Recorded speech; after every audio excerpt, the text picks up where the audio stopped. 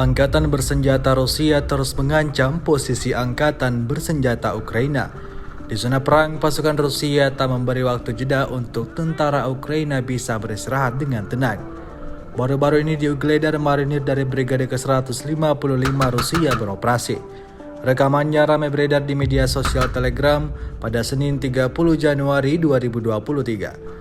Tampak dalam rekaman rentetan tembakan diluncurkan pasukan badge berwarna putih itu dari atas mobil, menargetkan penghancurannya pada titik-titik pertahanan lawan.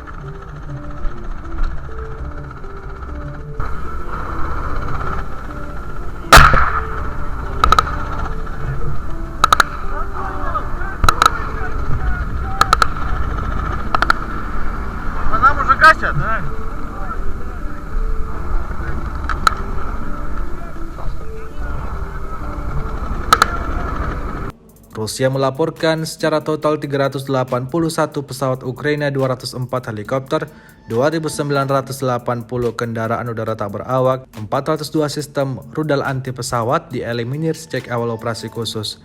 Sementara itu dari kubu Kiev, Kementerian Pertahanan Ukraina melaporkan 650 tentara Rusia dieliminir dalam sehari terakhir. Total 126.160 prajurit Rusia meninggal sejak awal konflik hingga hari ke-341.